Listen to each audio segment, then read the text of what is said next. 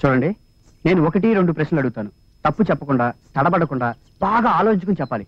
ఇది చాలా intelligent question. అడగండి. దేవుడికి ఎక్కువగా కొబ్బరికాయ ఎందుకు కొడతాం? ఆనపకాయ కొట్టొచ్చు, గుమ్మడికాయ కొట్టొచ్చు, పనసకాయ కొట్టొచ్చు. మరి కొబ్బరికాయ ఎందుకు కొడతాం? బాగా ఆలోచించుకుని టైం తీసుకుని చెప్పండి.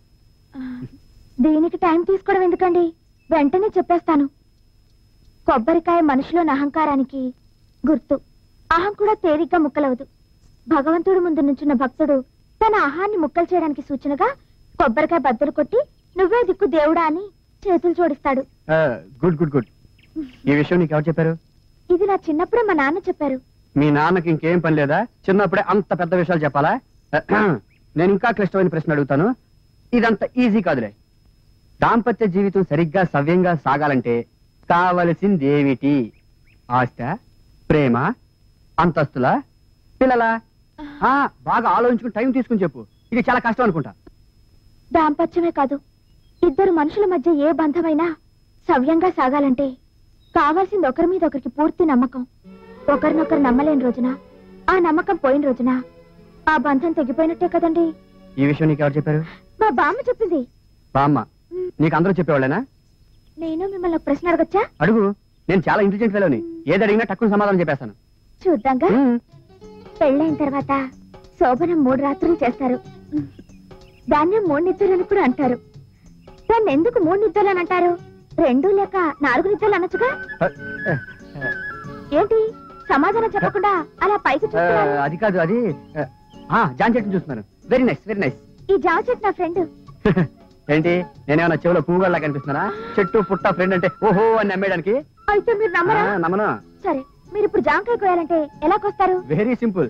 ఎవరో తిట్టకపోతే చెట్టు ఎక్కువ వస్తాను, లేకపోతే రాయట్టుని కొడతాను. అవును కదా. మరి నేను ఎలా కోస్తానో చూడండి.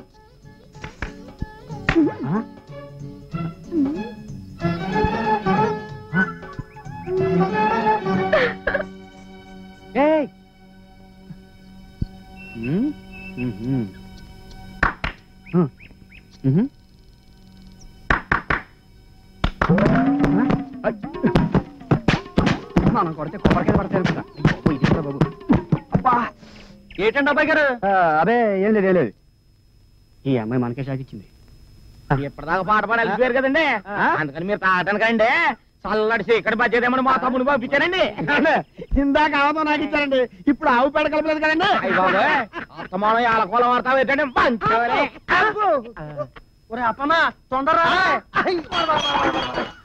వారిని దుంపతగా మజ్జిగంతా నేలపాలు చేసావు కదరా. ఒరే తొందరగా వెళ్ళి మజ్జిగ పట్టరా. పెరుగు లేదండి. ఒరే అది ముంచరా. చా కుడితి కదండి, పర్లేదులేరా. అదో సరసము, నువ్వు ముంచి అవుతా కానీ.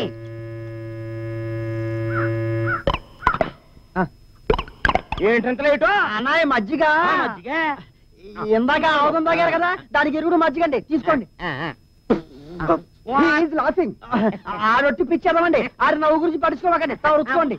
కరెక్టేనండి.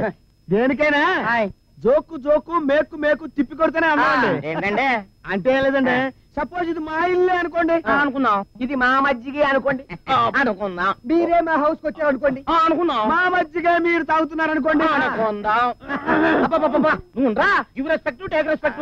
మనం ఇచ్చిన వాళ్ళు పుచ్చుకున్నప్పుడు వాళ్ళు ఇచ్చిన మనం పుచ్చుకోవాలి కదా. అది కాదు.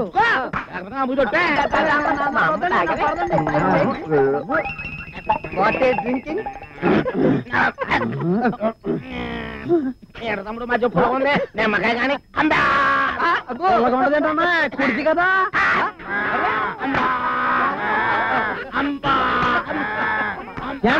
ఇలాంటి సరసాల కలకాల గుర్తుండిపోతాయండి.